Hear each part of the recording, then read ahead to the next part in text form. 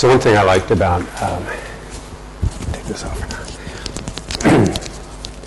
One thing I liked about Vicky's talk, and it's the same as my two talks, is, I've been in this field for 20 years, and it's really amazing to see the progress we've made. But like in almost everything I've done, the more we learn, the more we start to know what we don't know. It's an incredible place to be. So, we know a heck of a lot more about how solar systems form, but they're just huge numbers of questions that. So it's kind of the philosophy of science being different than engineering. We have to sort of keep going with what we do know, believing that maybe we're at the 90% level and we're just sort of going to figure out the next 10%, but that never seems to ever end. Right? We're constantly chasing that last 10%, which is progress.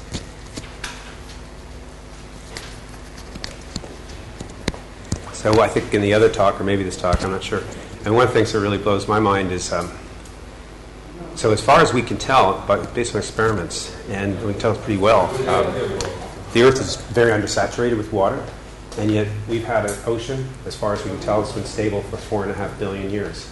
And it's just this thin veneer of water. And there are very potentially efficient mechanisms to suck that water down the mantle if you wanted to do it. And yet that doesn't seem to happen. So it seems like the oceans have neither grown nor shrunk in any way that we can detect in the geological record. And we have absolutely no idea why that's so. It's absolutely profound, So there's some really big questions that are lurking out there. And do you think if Earth had a little bit more water with the entire surface that was covered with the giant ocean, would that be better or worse? It would be, in my view, really, this is purely speculation. In my view, it would be bad news for, it'd be bad news for us. Yeah. I do think that life formed subaerially, that the initial origins of life. I'll try to make tomorrow a geochemical argument why that would be the case, as opposed to other ways of doing it. And I try never to be. One time I gave a talk on this subject, particularly the origin of life, and somebody came up to me later and they said, "It was a great talk, but you were a little too humble." And I'm like, well, the topic is a bit humbling, I mean, the reality is that I don't know. We can talk around the questions of the origin of life, but at the end of the day, I think the solution to the actual emergence of life from chemical dynamic systems is probably going to be solved in theoretical physics, not in my chemistry laboratory. I think it's too complicated. There have to be too many interacting parts. The reality is, because I approach things from a chemical perspective, I'm in sort of the molecule counting business. That's what I do. So what we try to do is sort of set the groundworks and sort of determine what the laws are. Because ultimately, whatever physics you would propose is limited by the fundamental laws of chemistry. What can a world actually do versus what you might want it to do? And so it's a super fun area to be. I always like to think it's, back to my original analogy, it's like we're moving the ball down the field, but the goal keeps moving along with us. So we're for sure making a lot of progress.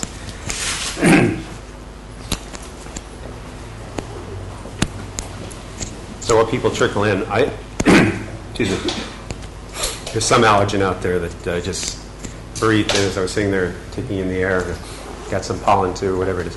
But I did my PhD in the chemistry and geochemistry of coal. And it turns out it's an intensely fascinating process. And there's some really interesting chemistry that occurs in the progressive alteration of organic matter into coal, and the coal into more advanced altered coal.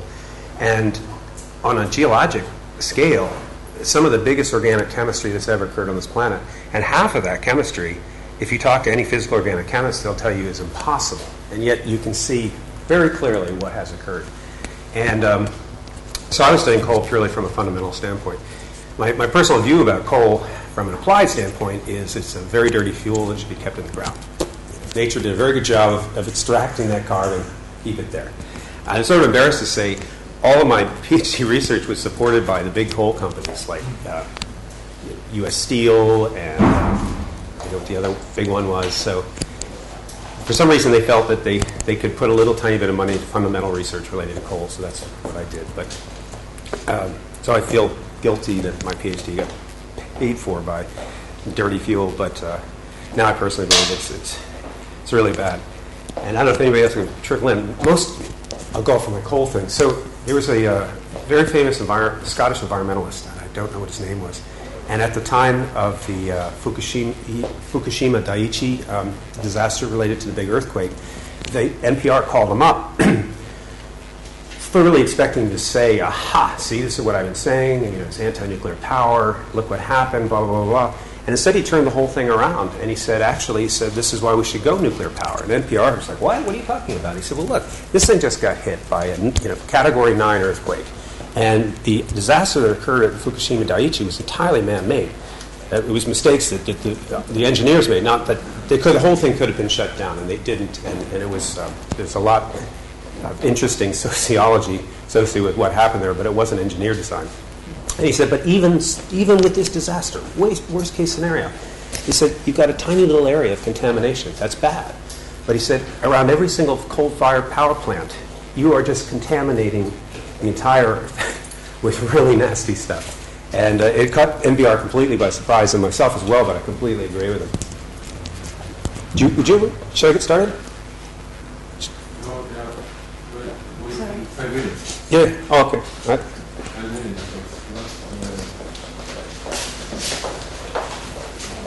Okay.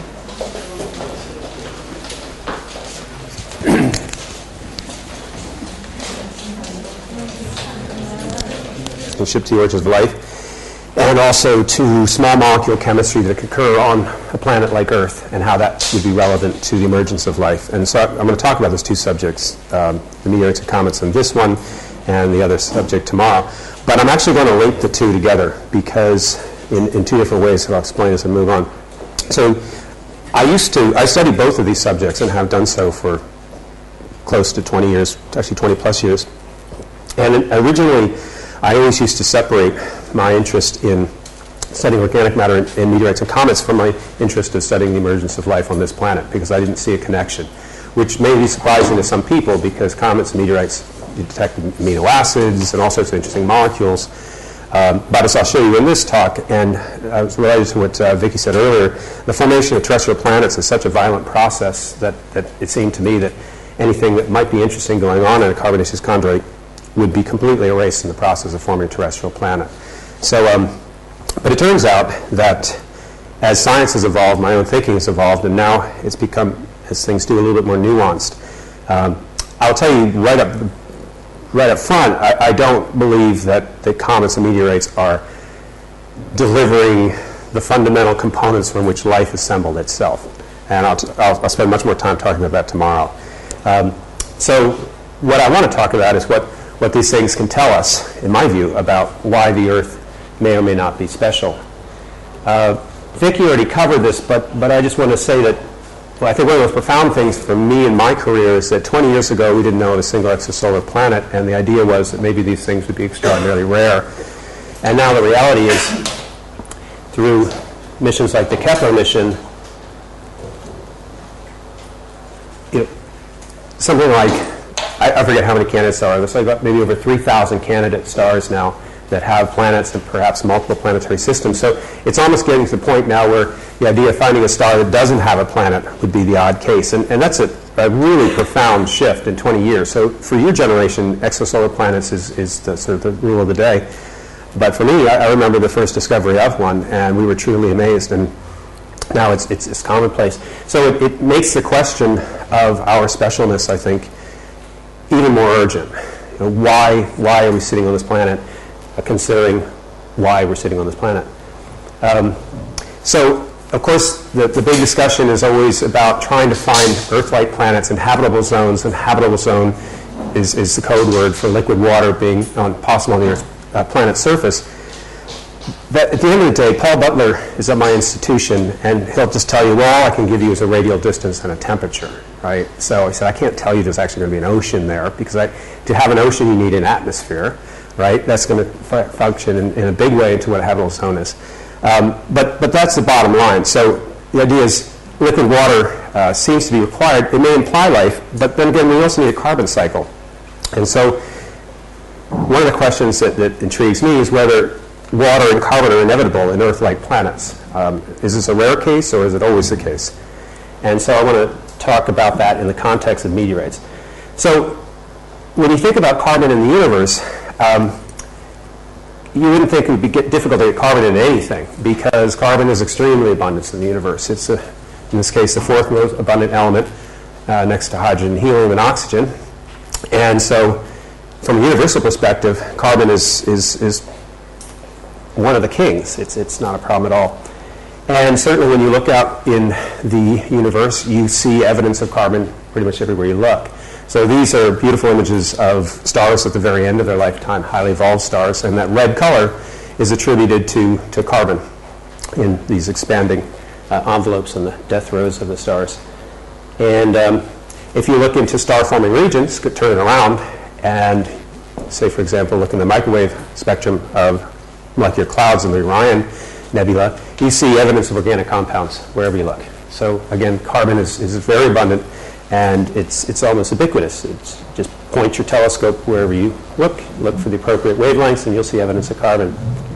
And so, of course, as you saw earlier today in Vicky's talk, it's within these molecular clouds that you form stars and planetary systems around them. So you're forming these things in a molecular cloud that's rich in carbonaceous material. So again, it seems like there's no difficulty at all getting carbon into a planetary system.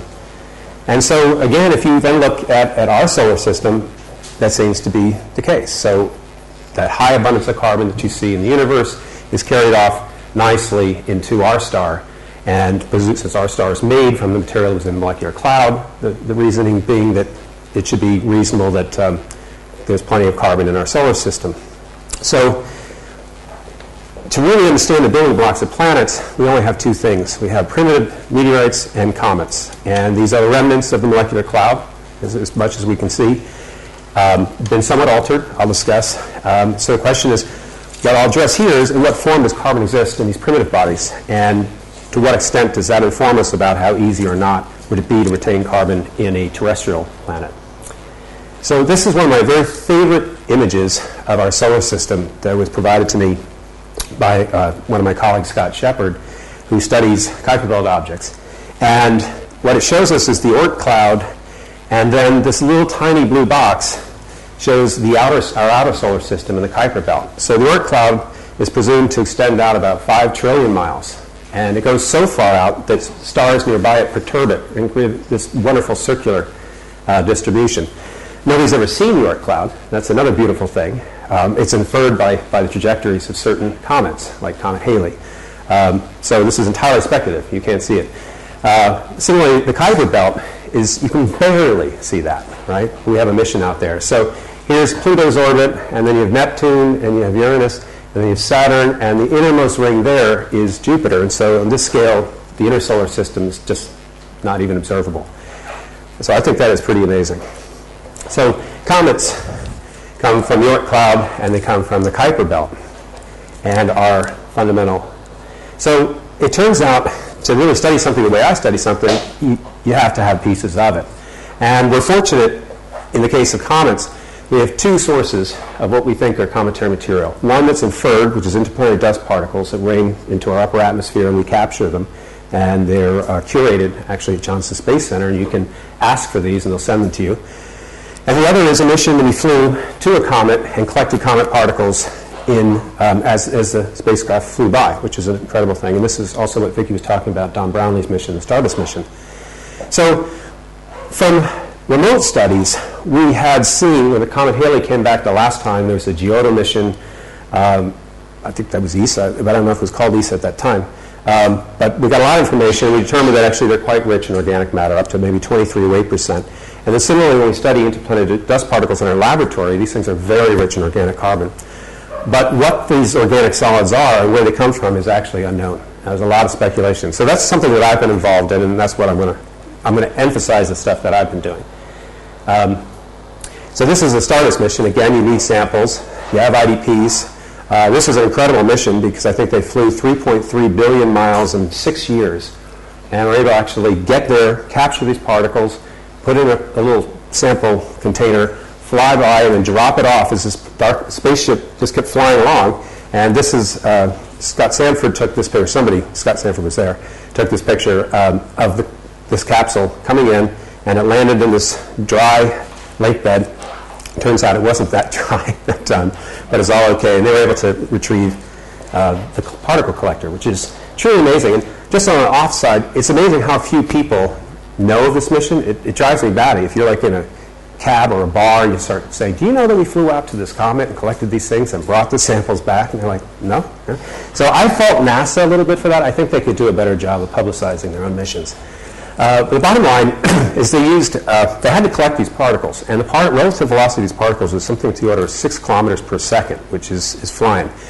And so they had to find a way of decelerating these things as gently as they could. And they came up with, I think, the best solution possible, which is to use a material called aerogel, which is, some people call it solid smoke. It has a density, I forget what the density is because I'm a little jet lagged, but it's ridiculously low. So you can, it's fascinating material. You can hold it and you can touch it. It's got texture to it, but it has essentially no mass that you can detect in your hand.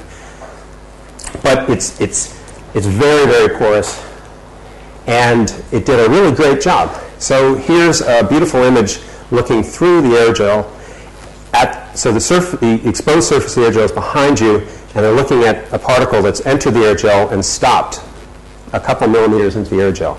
Now these particles are tiny little things, right? So this thing is like maybe 100 microns, 10 microns. So the question is, how do you analyze these things?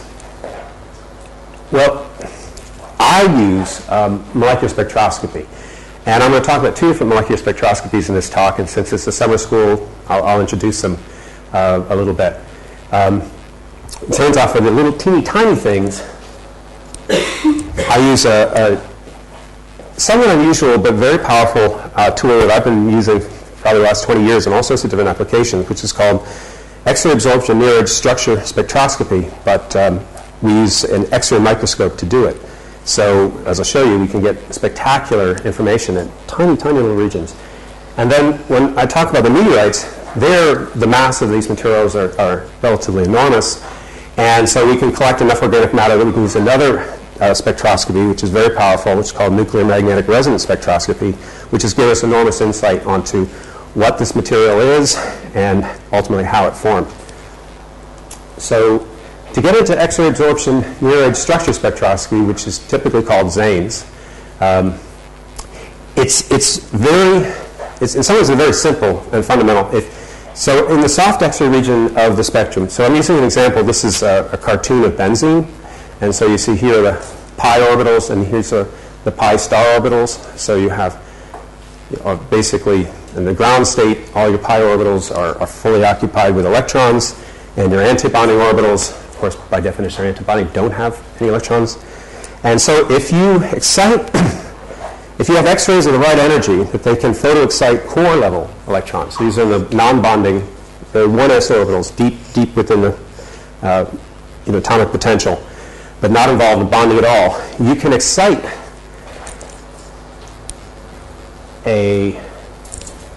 so with just the right amount of energy, you can promote this electron up in energy, and if it's the right energy, it'll find one of these unoccupied molecular orbitals, and it'll actually sit there for a relatively short period of time, a couple of femtoseconds or so. But that's enough to give you this resonance absorption that you can detect. And if you give it a little bit more energy, you find a higher level pi star, we would say, orbital. And so on the left side is a XIII spectrum, what you see. Now you see there are other peaks there, and I'm not going to go into them in detail. So it turns out it's a little bit more complicated than what I showed you, but the primary transitions are exactly as I say. So it's a kind of fascinating way of looking at molecular structure, because you're looking at the anti-bonding states, but of course those mirror the bonding states, and we know a lot about them, and from first principles calculations we can simulate these. So this is a pretty robust spectroscopy. The key is, well, it needs a synchrotron. The downside is you need a synchrotron to do it, because you need to generate tunable X-rays of very high intensity. But synchrotrons are now much more common than they used to be. And in fact, this technology I'm talking about, there are a couple very nice X-ray microscopes in Europe. But this is what it looks like. Actually, the microscope's over here, so it doesn't look much like a microscope. The microscope is all encased in a giant stainless steel box in a helium environment. This is my former postdoc, Hikaru Ibuda. just to show you, it doesn't look much like a microscope, but I don't know if, yeah, maybe, I think I did. Well, what I would have said, I think I used to say it here, but what this microscope does is it can focus these X-rays down to 20 nanometers, and it has very high energy resolution. So even though these teeny tiny little particles are teeny tiny little particles, they're huge for what we need to do. And so this technology was a real breakthrough for the Stardust mission. And I'm very proud to say, so the sad bit was the paper that published the data that I collected using this microscope has like 50 authors, because that's the way it was set up. But my figures are in that paper. And we used to joke that we should use for data points like little Carnegie faces. So they go, that's our data.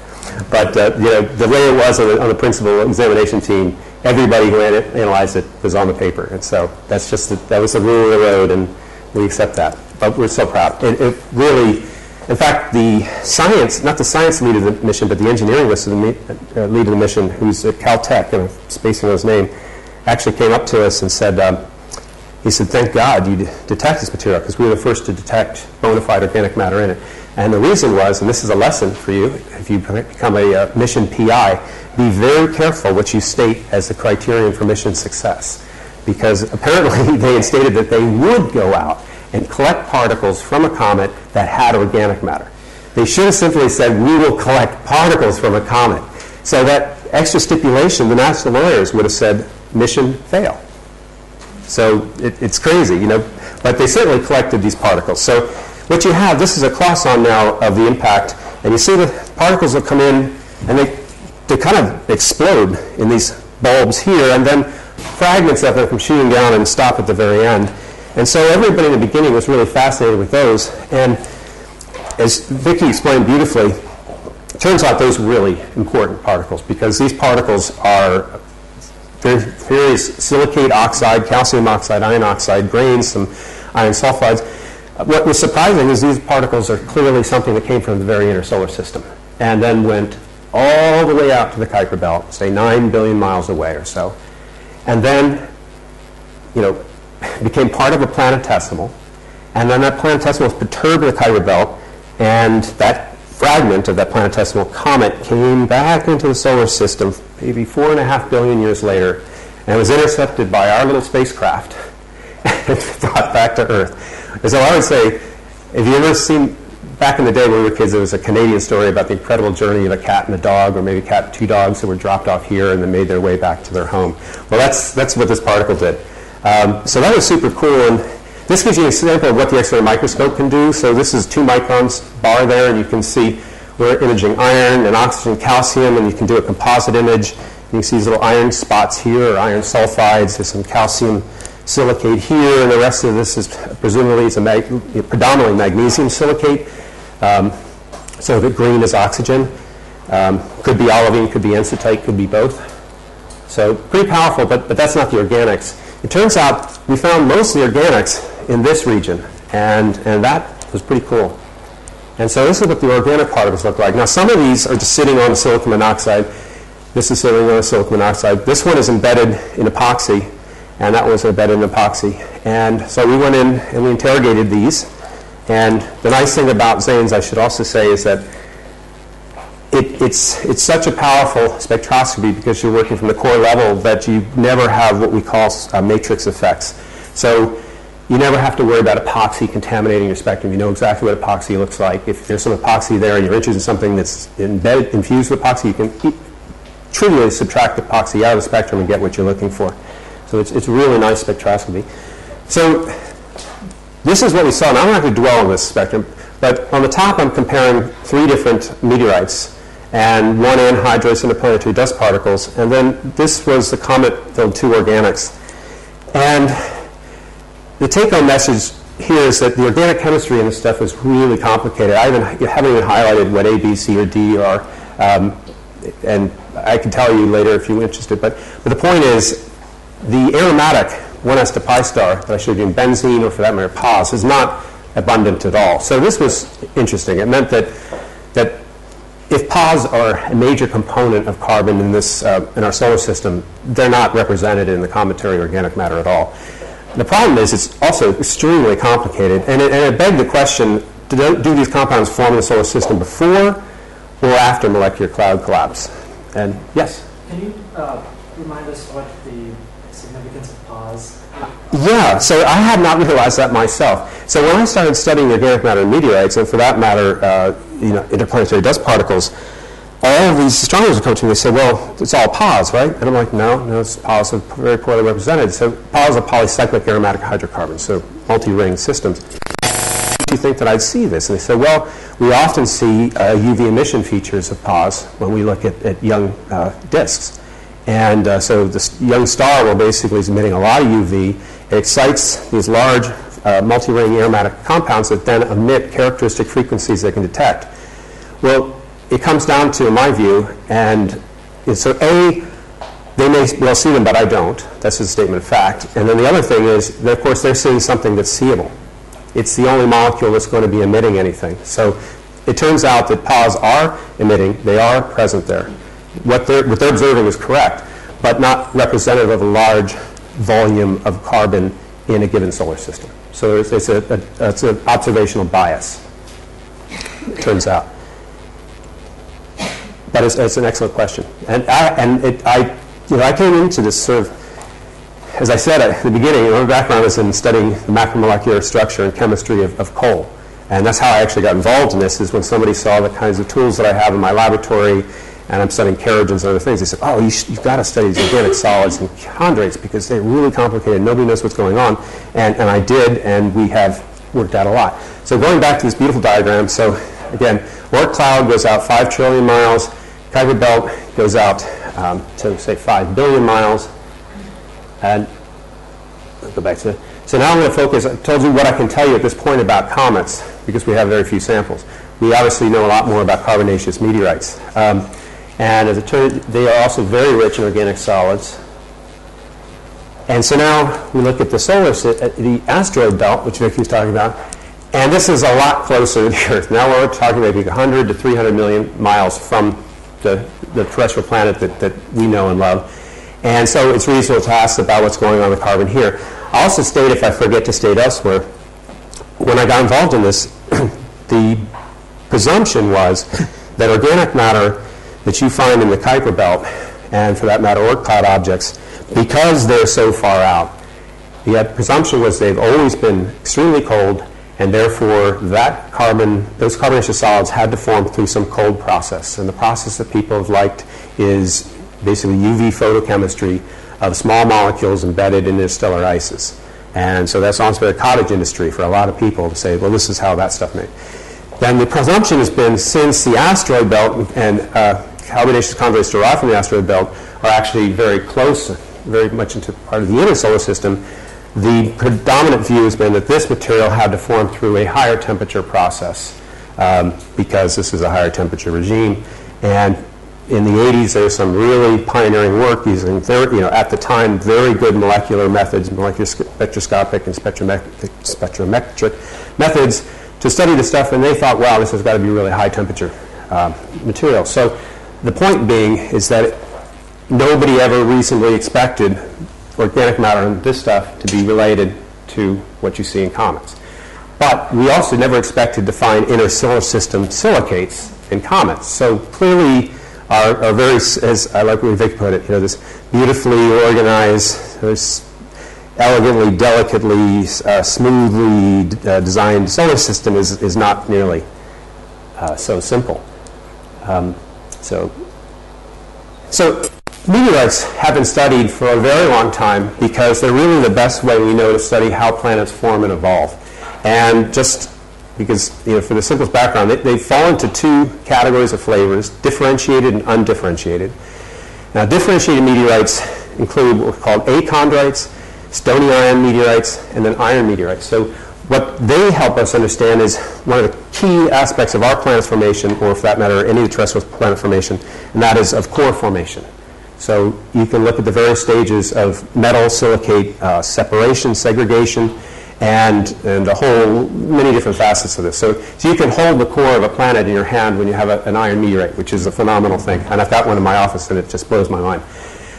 Below this, you have the stony meteorites, and we call these are undifferentiated, and in particular the chondrites, they are, what they mean by undifferentiated is they were part of a world, a body that was pretty big. As I'll show you, they had to be pretty big. But they weren't big enough, and they never got hot enough to melt and the core differentiate. So we call these primitive, and they have a lot of reduced carbon. They have metals, discrete metals, that would form a core if it got hot enough. They can segregate. You also have to have the gravitational driving force. So, right. Now, I won't go on this, but so it turns out that most meteoriticists started out as geologists, and geologists love to categorize things. And and I can't, I mean, my background is in geochemistry, so I started out in planetary sciences, and I love it.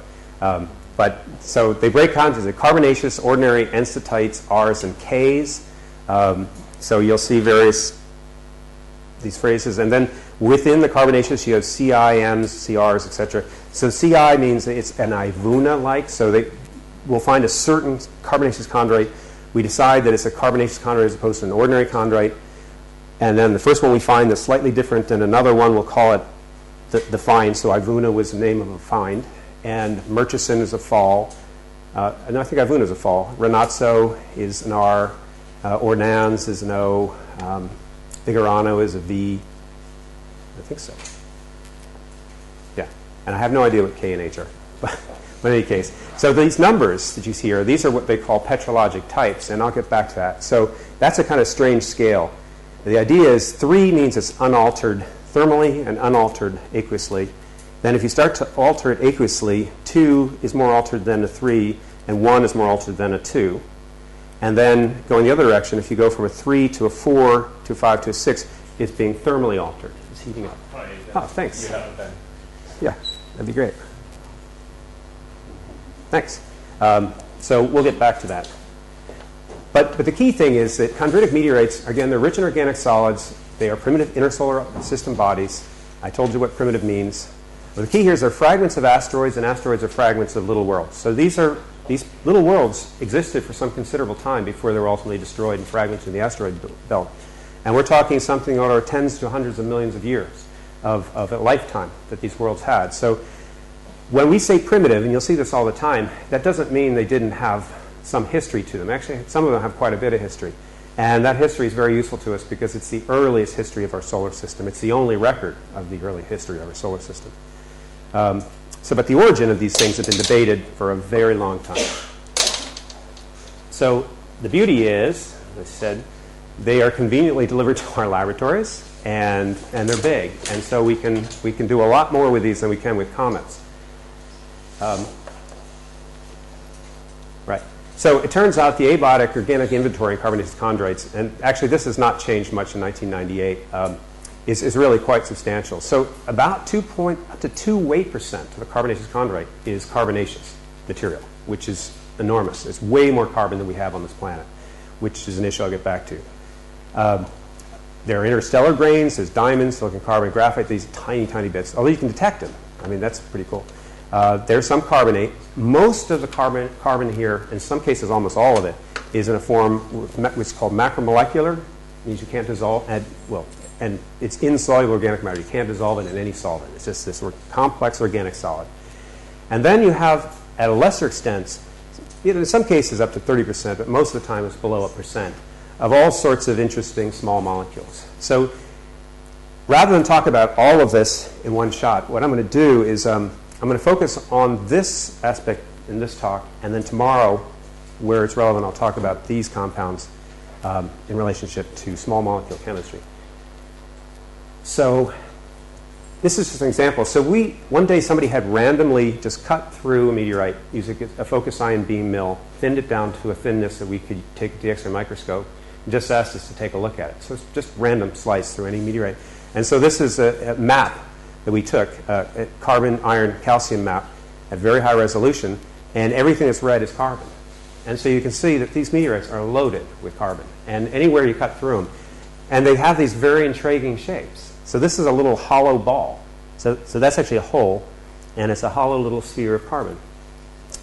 And that's got to interest you. You know why? And I'm not saying that's a protocell either.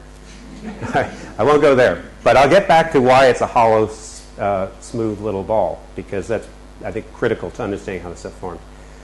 So the bottom line is we get a meteorite and then we do a terrible thing to it. We destroy it. And when we're done, we end up with absolutely purified carbon, but all the silicates and everything else are gone. So in the beginning, the curators really hated us because they thought, what are you doing? But now they've seen that we're actually doing a lot with this. And in some meteorites, like the Murchison, there's a lot of it. And so it's critical to understand these things. And so we've done this now for, I think we're up to like 90 to maybe 100 different meteorites. And we're studying them in various different ways. So when you have enough organic matter to study, by the way, since I'm on jet lag, my concept of time is, what time should I stop? Javier? I'm sorry. Oh, so what time should I stop? At 1:40. Okay, great. So, yeah, I have to do that. Otherwise, I have really no idea what time it is. And I always have more slides than I could ever present. So, okay, good. So this is a nuclear magnetic resonance spectrometer, and there are a number of chemists here, which is great, and there's some physicists here who may be familiar with it, and then there are a number of biologists who probably never seen NMR before. I thought I'd explain it a little bit because it's a really beautiful spectroscopy. So what you've got here is a radio receiver. This basically is a radio transmitter receiver. This is a giant superconducting solenoid magnet. The sample sits inside this magnetic field and sets up a special condition that allows us to do a very interesting molecular spectroscopy. So the way this works is a little review. Since this is a summer school, we can do that. So if you look at carbon, it's atomic number 6, and you say, what does 6 mean? Well, the nucleus has 6 protons. So neutral carbon has 6 electrons. But if you add those 6 electrons to 6 protons, you essentially get a mass around 6 because electrons are very, very low mass, and most of the mass is in the protons. But we think of it as C12, and it has a mass of 12. So it has to have something else, and that something else is 6 neutrons. So that gives it a mass of 12. And so it turns out that the isotope, the dominant isotope, C12 carbon, has 6 protons, 6 neutrons. It's stable and 6 electrons. C13, you put another neutron in there, it's also very stable. So it's a stable isotope, and it's very happy. If you put in one more neutron, you get C14, and it's not happy, it's unstable, it'll decay, and it'll form a stable compound called N14. Why that's important to NMR is it turns out nuclei that are odd nucleons, so C13 in this case has odd because it has 6 neutrons, has a property called spin. And NMR detects matter and does microscopy through spin. Now, one of the best things about spin, and I love to tell students who are in my lab about this, is that the reality is nobody really understands spin. It's much like saying if you think you understand quantum mechanics, you don't understand quantum mechanics. And spin is the same way, because we're not talking about, there are spins we do understand, right? When things are moving in an orbital sense. So the spinning of planets, we understand that dynamics. But spin for an electron or nucleus has nothing to do with motion. It's like it's moving, but it's not. By putting the nuclei in this magnetic field, you create these different spin states. That's great, but it doesn't do anything for you in and itself. You can't detect it. So we just call this a Zeeman polarization. But what it does do is it allows this resonant condition where if you hit it with a radio frequency essentially close to that energy level difference, you'll create something that I can't actually draw in a cartoon, which is called a spin coherence. And what's interesting about the spin coherence is that at that moment in the spin coherent state, and only at that time, do the nuclei all of a sudden realize, hey, we're surrounded by electrons. The electrons all have spin. And in fact, we're surrounded by different variations in electron density, and current density are related to bonding, ultimately, which is what we're trying to detect. And so now, all of a sudden, you start to get the spectral qualities to the electronuclear interaction, which is the basis of molecular spectroscopy. So how it works is we set up the system, we irradiate the spin system, and then we listen to this little tiny song of the nuclear spins. And that's literally what we measure. That's a spectrum that I took. And that's not at all, that's just something I took randomly off the web. But we're listening to the song of the nuclear spins, and then that's difficult to interpret what that is, so we do a Fourier transform, and now we have a spectrum. And this particular case is a carbon molecule, And we're looking at the carbon spectrum of C13. And each one of these peaks corresponds to a carbon nucleus in a different electronic environment. It's a very powerful tool. And it allows us to do this in a solid state. So this was the first NMR spectrum we took of these organic solids we had isolated from the organic matter in meteorite. And you see various peaks and shoulders, and these two features over here are the asterisks, are a phenomenon that I won't discuss. It's related to this, but we're using magic angle sample spinning. I'll explain that in a second. Corresponds to aromatic carbon, like with PAWs we were talking about. So most of the carbon is aromatic, but it turns out it's not PAW-like at all. But what you see is these really broad lines. And I want to stress that the line width in the spectrum has nothing to do with the resolution of the NMR. So here again is that sample I showed you before. And the lines, in some cases, can almost be narrower than I can resolve with the pixels. So this line width that you're seeing is a signature of chemical complexity.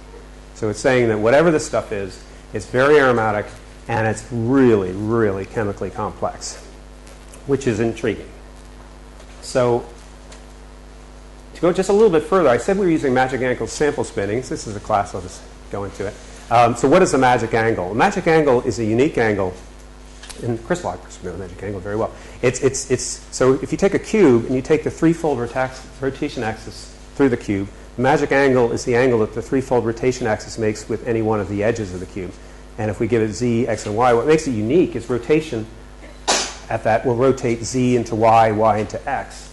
And so you get the basis of what might be going on here. If you have some sort of three-dimensional interaction, which in NMR you do, and you're stuck with the problem, and I'll show you, if you're stuck with the problem of a fixed sample orientation that would give you either some component of x, y, or z, and you want to average them all together, how would you do it? Well, it turns out you do something called magic angle sample spinning. So what you do is physically spin the sample at up to 12,000 hertz, which is pretty amazing.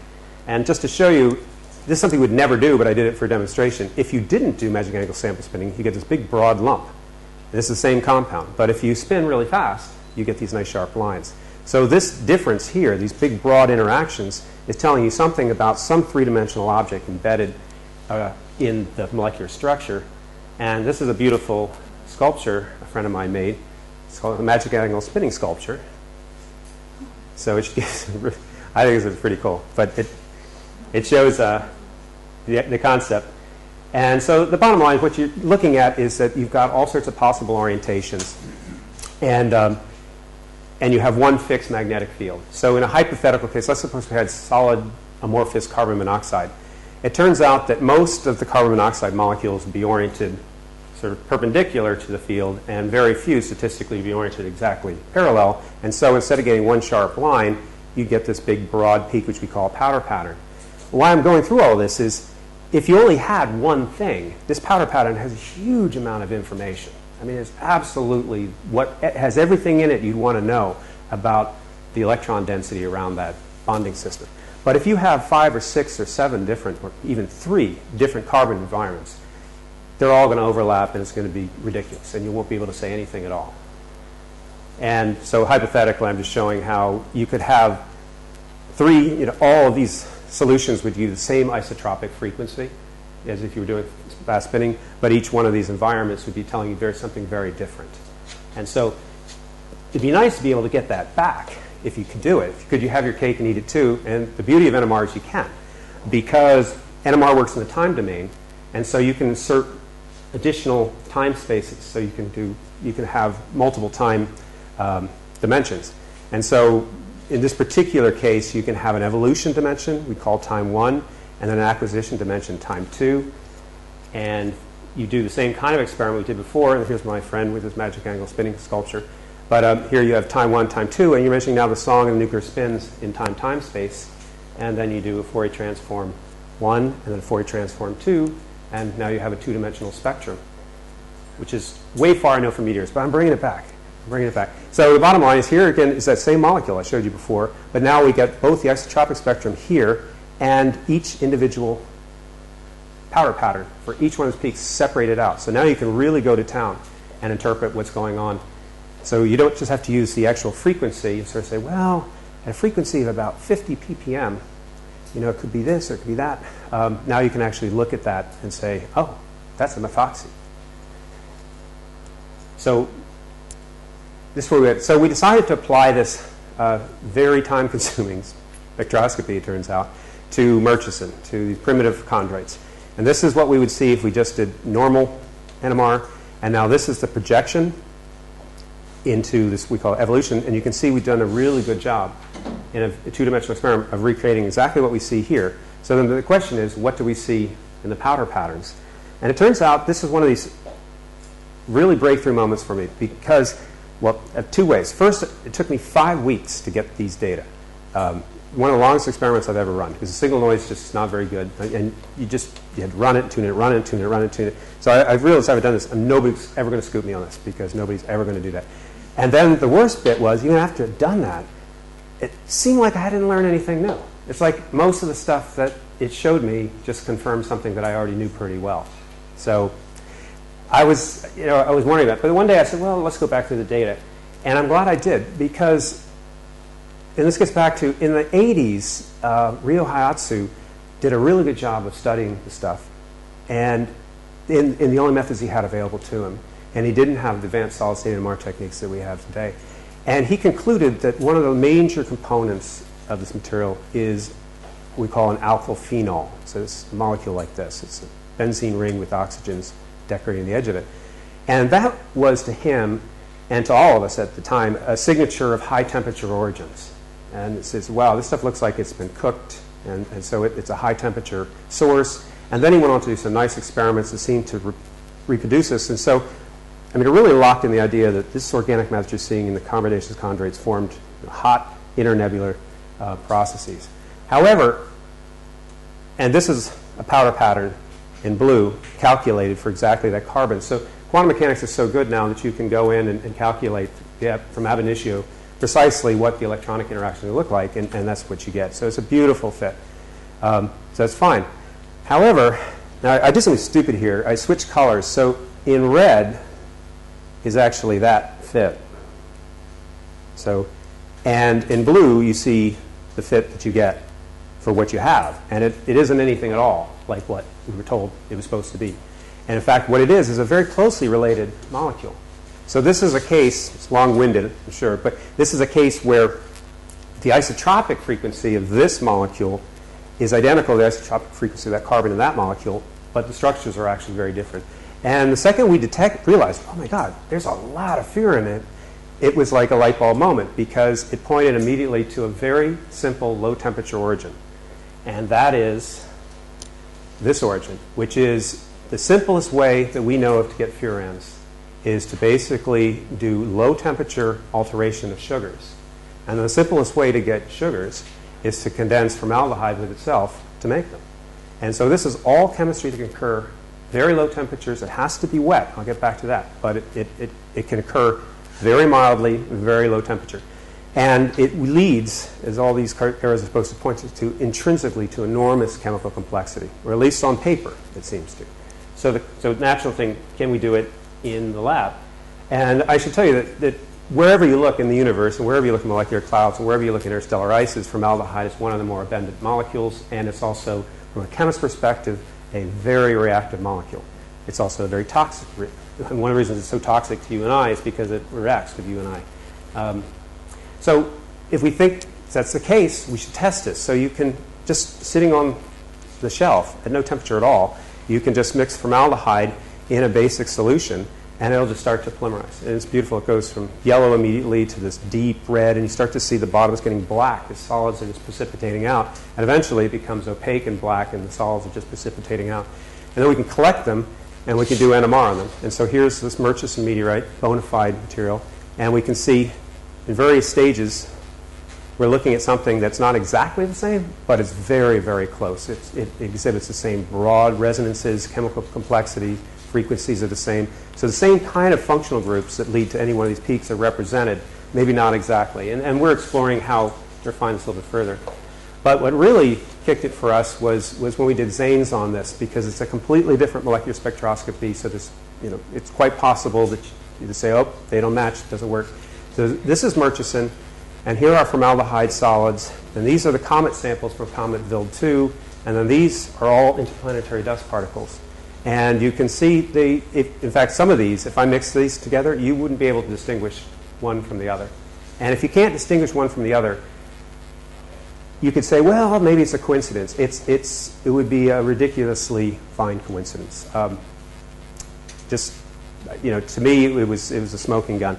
So it told us two things. It told us that here is a very likely way that we can make the vast majority of carbon in primitive material.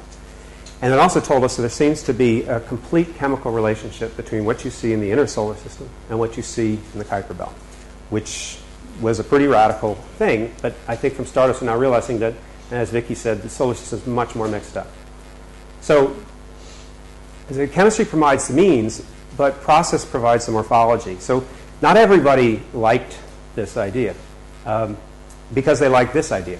And it gets back to, again, what Vicky was saying is we know that these planetesimals were formed from the accretion of interstellar grains, these little tiny things.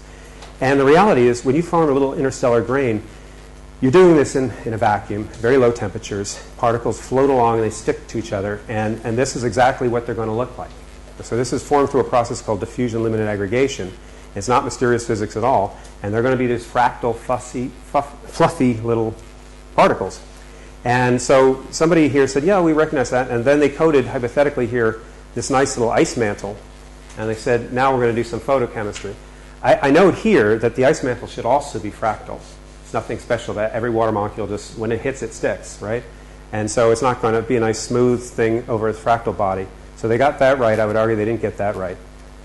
But this is what it's going to look like. And that's what you'd be irradiating. And so here's precisely what people predict is going to happen. The young stars are hitting the dust and molecular clouds, and they're going to hit this, to start doing this photochemistry, and now they're going to make these complex organic molecules on the surface, and they're predicting they're going to make these organic solids. And so the argument is that IOM should be pre-solar material. We've shown that I just showed you that we can make this material, presumably from interstellar formaldehyde. The question is, do we make it pre-solar? Well, it turns out a number of my colleagues have been looking at this IOM at high-resolution electron microscopy. And when you look at it at fine scale, so I showed it to you from the NMR perspective, but you look at it from the structural perspective, it is crazy complicated shapes. Little balls, and here's like an aggregate or rosette of little balls, tucked to little balls. And these are crazy things, and here are balls with little holes. And it's the morphological complexity here is amazing.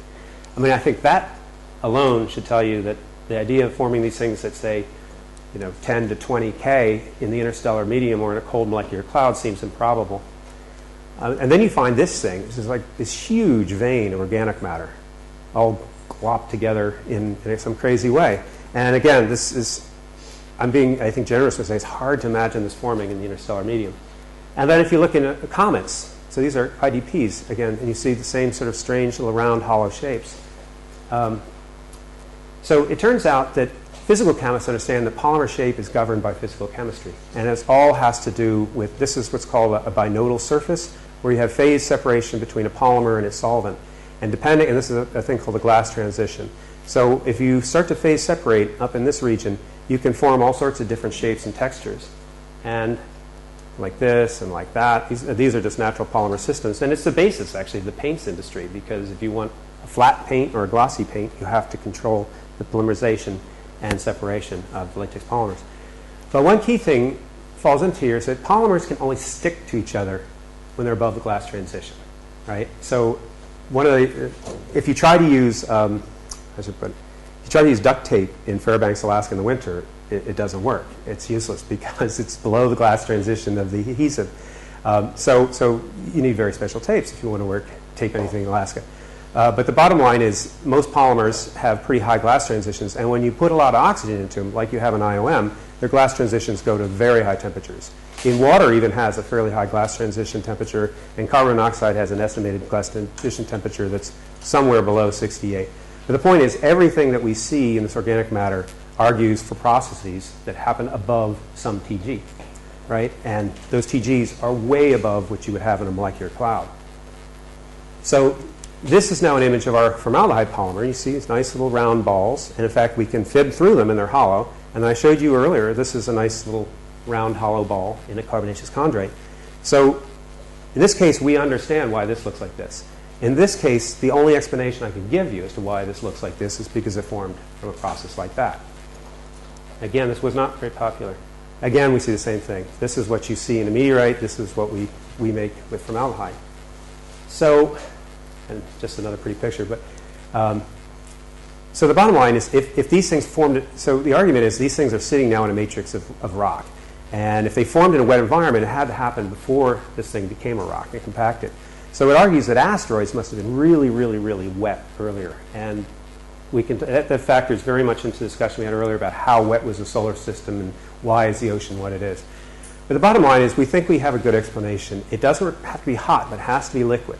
And so nobody has a problem with that with asteroids because asteroids are currently wet. But a lot of people have a problem with wet comets because these things are out in the Kuiper belt and the temperatures out there are really cold. But it turns out that the Kuiper belt objects, some of them might have been really big, and they had radiogenic elements as well. So there's absolutely nothing physically unreasonable about their cores being liquid, even if their surfaces were solid. So I won't go into the arguments. The so-called arguments against this didn't really fly. Okay, so the bottom line is I think we know a lot about now the most of the organic carbon that we see in the solar system. And there's a lot of it, and it's sitting in this region here, and it's sitting in the Kuiper belt coming in periodically, and it's sitting out in the Oort cloud coming in periodically. So it seems like it should be simple enough to do. Right? You just have to just go another 100 million miles or so, and there you are. But it turns out the carbon is not at all abundant in the Earth's crust. Now, I'll throw out the caveat that maybe most of the carbon is in the Earth's core. We don't know. But we know for sure that in the mantle and the crust, carbon is very, very low in abundance. So something happens, as far as we can tell, going that last 100 million miles or so into the terrestrial planet-forming region. So why did it drop so low? I told you earlier about petrologic type. And so here we have different carbonaceous chondrites. Now, if you look at the amount of carbon, it turns out there's this relationship between carbon abundance and petrologic type. And it decays pretty substantially with petrologic type. And I told you that this is related to thermal metamorphism. Not so much that it differentiates, but thermal metamorphism with relation to radiogenic heating. So the formation conditions of the Earth, of course, were much, much, much hotter than the formation conditions of the planetesimals in either the Kuiper belt or in the asteroid belt. Now, it turns out most organic polymers, when you heat them up, they degrade to low molecular weight compounds. And like, say, you take polystyrene, it unzips perfectly to styrene, and it'll just waft away as a volatile. And so a lot of polymers, conventional polymers, all degrade completely. So it's a reasonable question. Is there anything special about polymerized formaldehyde that would allow it to persist under high temperature conditions? And the answer is it does. And so it brings me to one of my absolute favorite people historically is Rosalind Franklin. So she also studied coal. So that's great.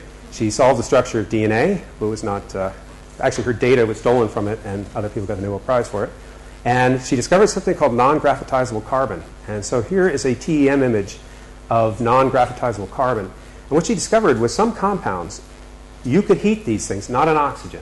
So getting back to what Yuri said, you know, heat something up to 2,000 in oxygen, it's gone. But if you can heat it up in anoxic conditions, above 2,000 C, it transforms into something they call a carbon glass or non-graphitizable carbon, but it doesn't go away. It's really recalcitrant. And so the key is, formaldehyde polymer, is that a non-graphitizable carbon? And the answer is yes. It turns out it is. So an offshoot, as I said, we've been collecting organic matter from up to hundreds, over 100 different meteorites now, different types, carbonaceous, ordinaries, ensitite chondrites, etc., because we really don't know what's going on the carbon end of their story. And so in this particular case, we were studying one particular meteor, is this one here, which is a Yende, and I noticed this, see that little bump of a feature there? I saw it and I was like, I know what that is. That's the coolest thing. That's called a 1s to sigma star exciton. And it had only been discovered the first time ever in 1993 in graphite. So the reason nobody ever discovered it before is because they never had the energy resolution to see it. So they go across the spectrum, but they never could see this peak. Why this is such a cool, I can't get into the physics. If I had a whiteboard, I'd explain it to you. it got physicists really fascinated. There's a flurry of papers for the next 3 years in Phys Rev Letters and Phys Rev B about what in the world this thing could be, because it's basically a transition where there ought not be any transition. It's above, in other words, I didn't explain this about, actually I kind of zipped through this. So in the carbon-Zane spectrum, we're looking at these near-edge features to get sort of functional group information. But at about 290 electron volts, you get to an energy that's so high that the electron is totally photoexcited away from any core level interaction. It's gone. And so at that point, the carbon atom is ionized. And so everything above this is called the ionization edge. And any features you see above the ionization edge we call XAS features, where that little electron is now feeling the potential of other potential wells around it. And so you get sort of interesting scattering phenomena. And then you have superimposed on that just what we call the X-ray absorption cross-section, which slowly decays down in energy. So all of these features above 290 electron volts are above any sort of interaction you could have with the, we say, the core hole from which that electron came. And all these crazy sharp features are clearly what physicists would call tightly bound states to something. And the only thing that they could be bound to is the core hole. So the fact that you have these things is like these are peaks that should not exist, and they defy the laws of physics. So physicists and theorists were really interested. But all I care about is that it's a diagnostic signature of graphene. So people had seen it in graphite. They didn't realize the significance of it. Now, if it's just really a signature of graphene. And so you can have materials that are not crystallographically graphite, but are still graphene-based. And so in any case, what it shows us is there's a development of a graphene-like character to the IOM. And I've ranked them in that way. And over here, I'm just showing the derivative of the spectrum, which is just simply a way of spectroscopist's way of sort of highlighting the development of a sharp feature on a smooth background, right? So you can clearly see that. So that was really cool. And along the side, we took a look at some of those IOM samples that we had that showed the strong exciton, and just decided to do NMR on them, and saw this very interesting shift in frequency, which I had never seen before in like 25 years of doing solid-state C13 NMR. I'd ever seen this. And it correlates very nicely with the amplitude of the exciton. Nice linear correlations. The graphite's there, and these things are moving that way. And this was a Google moment because I'm looking at this thing, and I'm really perplexed about this. And I've seen shifts. You see frequency shifts related to electron-nuclear interactions, but they tend to go in this direction. And so this is going in this direction. So I just Googled negative paramagnetic shifts in carbonaceous metals. And I thought, good luck, right? And it immediately goes to a paper in the Journal of Physical Chemistry in 1976 where it goes, negative night shifts in organic conductors. And they explain why the shift should go in the opposite sense in frequency. But why this is cool is we said, well, okay, we know what's going on. So let's do it in the laboratory. So we take Murchison and we heat it up. These are two meteorites that show the exciton in two different states of development. And we take this meteorite, we heat it 600, 1000, 1400. You can clearly see at 1400 for 10 seconds the development of this graphene structure. And note, it's not going anywhere. You can heat it up to 1400 and it just transforms, but it doesn't go away. So we do what chemists do. We decide to do laboratory kinetics to see if we can get some dynamic information or kinetic information to use it in a way. So here are different experiments we did, 600, 800, 1000, 1400. And we develop a phenomenological rate law that allows us to put temperatures subject to an assumption of time, which turns out to be not so significant. And then we can look at the path. So these are, what I'm showing you here is these are different meteorites, and the widths of these lines are previous estimates of what temperatures people thought they might have been heated at. And this is our curve going through it. And I think it does a really good job of going through the estimates. So the meteorites that everybody agreed had never been heated are all sit down here. And the meteorites that everybody thinks have been variously heated but not differentiated sort of sit around here. And so the bottom line is this and this is subject to the idea, I should say, that the heating time is on the order of 10 million years, which is not at all unreasonable. Because if you're going to heat it at all, your body has to be big enough that you start doing radiogenic heating. So it's very easy to work out how long something's going to be hot, depending on how high a temperature you want it to get. based on what we know about radiogenic abundances. So the bottom line is some of these temperatures are really, really high, and yet this material persists. And so it allowed me to do something else, which was kind of fun. So my other two colleagues, Conal Alexander and Marilyn Fogel, they had no idea what the temperatures were, but they were measuring a number of things, the carbon abundance and the stable isotope abundance. And so what I could do is to every one of their samples where they had measured a carbon abundance, I could estimate the temperature. And you see what appears to be a reasonable trend or relationship between temperature and a reduction in carbon content. And similarly, although not as nice, there does seem to be a relationship between the isotope abundance, where basically the carbon is getting isotopically heavier as the temperatures go up, which looks something like what you predict from heating phenomena. So the reality is, if this is sort of telling you what's going on with the Earth, consistently, the Earth is sitting down here, and now the Earth is sitting out here, it would say, well, if these are the building blocks of this planet, Earth formed much, much higher temperatures than what I showed you, which is totally reasonable. Nobody would... and basically what I'm telling you is I'm using a very convoluted, very high-level molecular spectroscopy to tell you exactly what everybody knows. Right? But it's good to be precise. Now we really know. But of course it was, because it completely differentiated. The assumption is that whether I have the moon-forming impact, but independent of the moon-forming impact, just the kinetic energy of accretion was enough to form a complete magma ocean. Right? So that set the stage at all. And so where I'm going with this is, in spite of this, I mean, it kind of factors into, I put it, in spite of this, well, so there was every possibility for Earth to have lost all of its carbon very easily.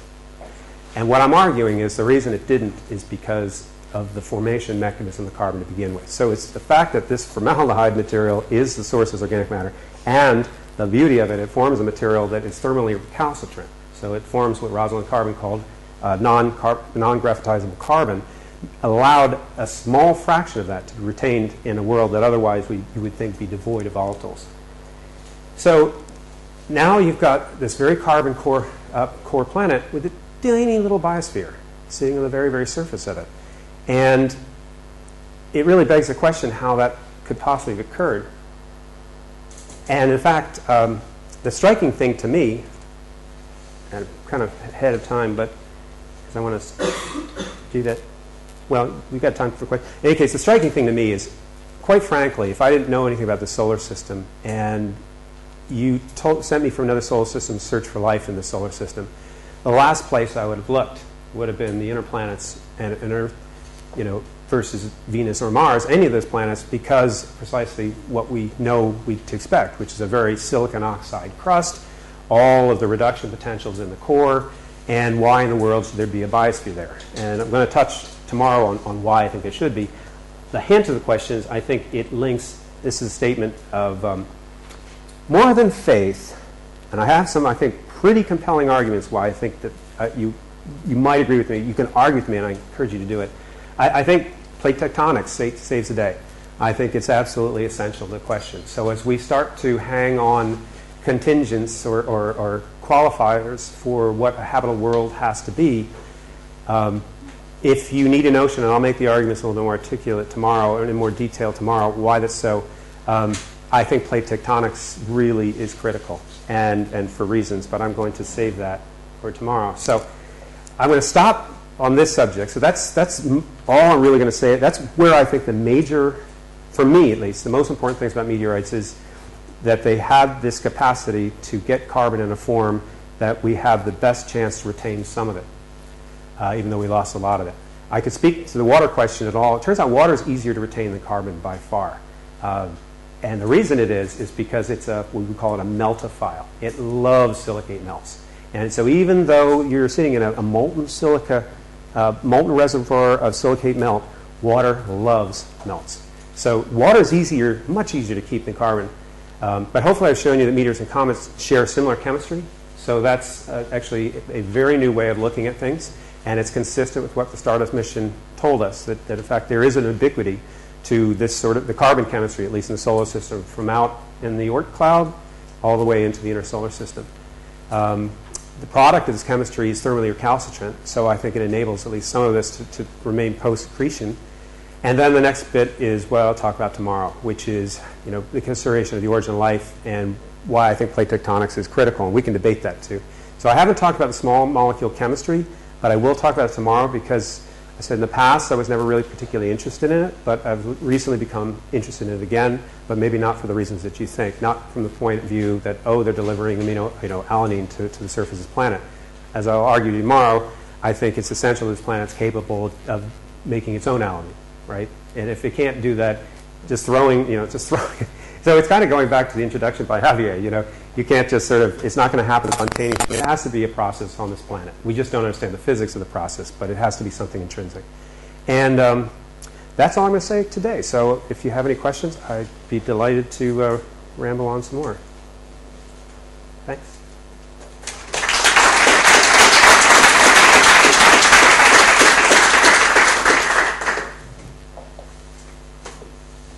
Yeah. So this is a pretty broad question, but you use the term chemical complexity a couple times at the top, and I think people throw stuff like that around a lot, and everybody's got sort of a different definition. And I'm just wondering if you have something in your mind that is specifically chemical complexity. That's a really good question, and I should have defined that better. So what I meant by that was easy to define when I show you. So what I mean by it is, and this is actually it's a really neat question in a number of different ways. So as a chemist, when we first collected this spectrum, and at that point, this is a jet lag moment, so I apologize because sometimes you think you covered things you didn't. It turns out that as people started to study the isotopic composition of this material, they came to know that this material is relatively heavy. Deuterium is relatively abundant in this material relative to, say, the deuterium abundance of our oceans. And that pointed very clearly to an interstellar origin, whatever it might be. And so that interstellar origin led people to believe that this stuff had to form through low temperature chemistry. And so that gained credence to the idea that this UV photolysis of interstellar ices was the way to go. So for sure, that high deuterium content tells you that there is an interstellar link between however this stuff came to be, and something to do with chemistry in the interstellar medium. Because deuterons, I don't know if you're all aware of this, is the rarest stable isotope there is in the universe. And so to enrich it to the extent that it's enriched in here means you really got to tap into some very rare reservoir. And there are not a lot of reservoirs out there and those reservoirs form through very interesting, very low temperature ion molecule reactions that occur at, say, like somewhere between 10 and 70 K. So that's very well known and it's been shown experimentally. So I was confronted with the idea that this stuff, however it formed, had to form really, really cold. So the problem is organic chemistry doesn't give you a lot of options there. It's like, how do you make anything when things are really cold is difficult. And then how do you make something? So when I talk about chemical complexity, getting back to your point, what I mean is that, so this is a relatively complex organic molecule. It has 1, 2, 3, 4, 5, 6, 7, 8 different carbon atoms. If you think about all the electron carbon, so you think with electron nuclear interaction, that system gets pretty complicated. But the individual carbon atoms are sitting in very, very well-defined, we say magnetically well-defined sites. So in each molecule, the electron current density around that nuclei is exactly the same as the one next to it, and they all add together an ensemble average and give me that spectrum. What I'm saying here in complexity is that, for example, this bump and this peak turn out to be the same functional group. What I mean, in organic chemistry, we talk about functional groups, meaning perhaps like a carbon bonded to sigma bonded to an oxygen, and with 3 sigma bonds to either carbon or hydrogen, that would be perhaps an alcohol functional group. So what I'm saying is, he said, so this is really sharp, that's not. So what's the difference? Well, probably all of this peak, underlying this peak here, are this same sort of CHO group, but maybe the next nearest neighbor is slightly different here, maybe this is different there, maybe this bond angle is slightly different. So there's all sorts of subtle variations on the theme. That's what I meant by chemical complexity. So you can see, certainly, there are, it's not so complex that it's just like a, if it was infinitely complex, it would be just a, right. So it's not that. It has a discrete structure, but it has a lot of variation on a theme. And so that's what I meant by that. And so I thought this is one of the reasons why I got very compelled when we made that connection, because that was like, oh, I know how to make that at low temperature. That's easy to do. Well, I should say, I mean, I don't know how to make that at low temperature. Actually, biology knows how to make that at low temperature, but that's, biology is you know, it breaks all the laws, right? So I mean, it doesn't break the laws, but it invented enzymes, and once you have enzymes, you can do essentially anything. But without enzymes, you can't make something like that at low temperatures. You easily make that at high temperatures. But that you can make easily at low temperatures, and then that led to this. And what I'm trying to convey here is this is just going to go every which way, spontaneously. So it's going to explore. In fact, tomorrow I'll show you something kind of cool. Unrelated issue. At one point, somebody was walking along, and they had lyophilized some E. coli, so it was powder dry. And I had just testing out a new NMR probe that I had. And so I said, hey, can I do solid-state NMR on your dried E. coli? And I'll show you the spectrum tomorrow because it's really cool. And it's a beautiful spectrum. And you can see, you know, all the lipids and the protein and the glycogen, and you can see the RNA, and it's just like all revealed to you. And it's a really fairly simple spectrum, relatively speaking. When you think about how complicated an organism is, when you break it down, it's pretty simple. And so what I like about it is here you're talking about, you know, the chemistry. I would argue that the chemistry that E. coli does, in terms of at least the spectrum of many things it does, is enormously complex, but the result from a molecular spectroscopic perspective is pretty simple. Here, the chemistry you're doing is essentially the same thing over and over and over again, but it just keeps bifurcating into different possibilities, and so you end up with something that has a lot of variation on the theme. So that's what I meant by that. But that juxtaposition is pretty cool. So actually I could do that, but because I'll show you that tomorrow. It's pretty neat. And it's relevant to my talk. Any other questions? Yes? Josh, another question for you and also for Vicky, because she talked about that. It's regarding the water on Earth.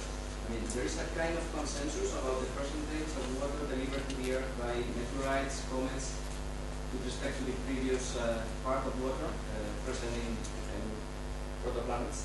Mm-hmm. Well, here's my view.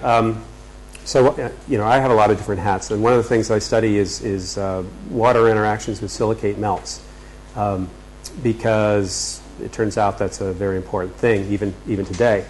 And it turns out NMR is a very powerful way to do it. It's how I got involved in that subject. It wasn't something I was intrinsically into.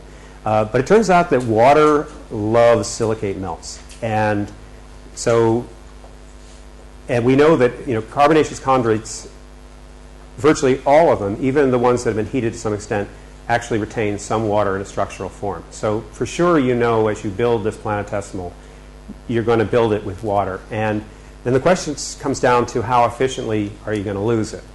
The reality is there's no way I think we can do that in an experiment, but we can provide the parameters that a theorist, a geodynamicist could do to see, you know, how large is the magma ocean, what is its lifetime.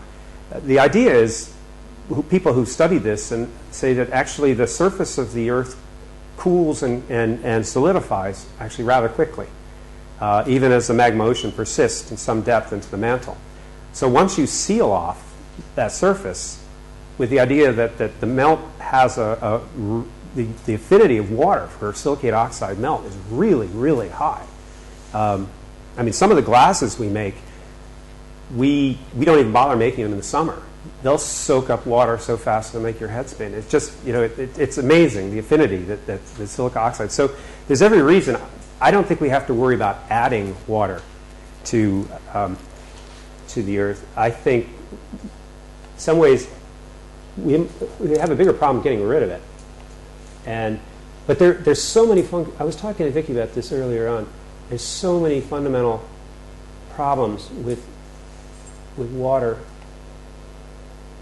So one of the things we did, this is a talk I gave just recently, which was an interesting talk to give because a couple of people really liked it, and a couple of people, it's like they were just so angry with me. It's amazing sometimes, and it's not like I have any money on the line here, you know, and I don't mind being wrong, you know. I just sort of say if I'm wrong, well, let me know.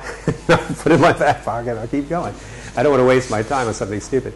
But one of the things that came out of this story, which is interesting in this regard, is we said, okay, if we look at a carbonaceous chondrite and we have the water-organic ratio is about 9, so there's a lot of water relative to the organics, and there's a lot of organics. So we tend to think of these asteroids as pretty wet.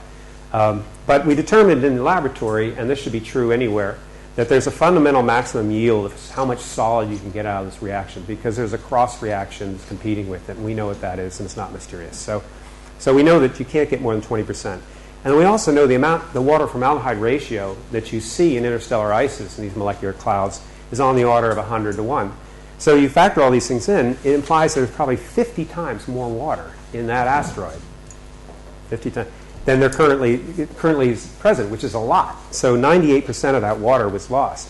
So what's sort of funny to me, and I talked to one of my colleagues who is a observational astronomer, Alicia Weinberger, and she looks at disks, and she images disks, and she does spectroscopy on disks. And so I said, well, the solar system must have just been like a geyser field. I'm just imagining these bodies, jets of water shooting out of them every which way. And what's cool about it is, apparently now when you look at the asteroid belt, you do see water emissions from bodies that you would think would be completely desiccated. And they've been there for 4.5 billion years. But every now and then something happens and a plume of water is emitted. So it seems like this is a fundamental process if you go back in time. So then there's another factor. I was in a meeting on water that Karen Meach put together in Iceland. And Steve Desch was there. And he does modeling of solar system formation. And he stood up and he said, I have a water problem. He goes, on all my models, I end up with like 20 oceans. And I don't know how to get rid of them.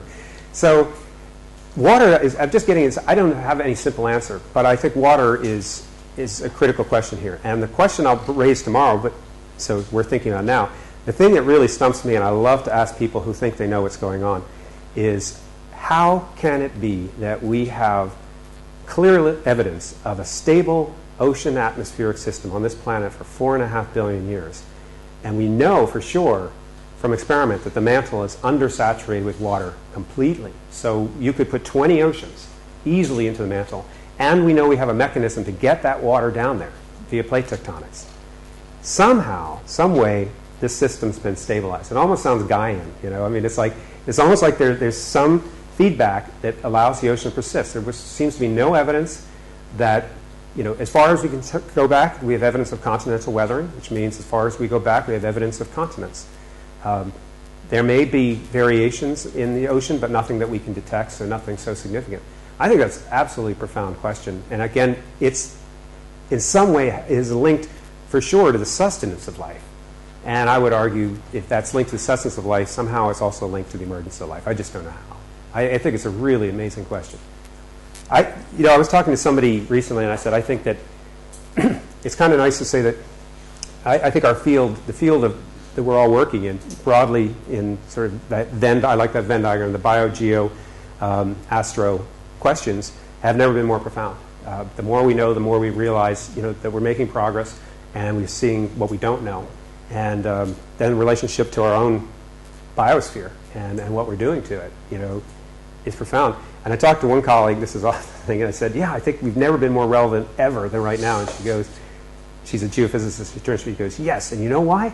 Because Congress is cutting us harder than any other program. They said they only be cutting funds is because they don't like us, and that means we must be doing something right. So it's a funny situation to be in, but it's true. If we weren't doing anything to rock the boat, they'd be happy to give us the pitiful little monies that they do. So, any other questions? Hungry? I'm here all week, so you can ask me questions. And I know I dumped a lot on you, so thank you.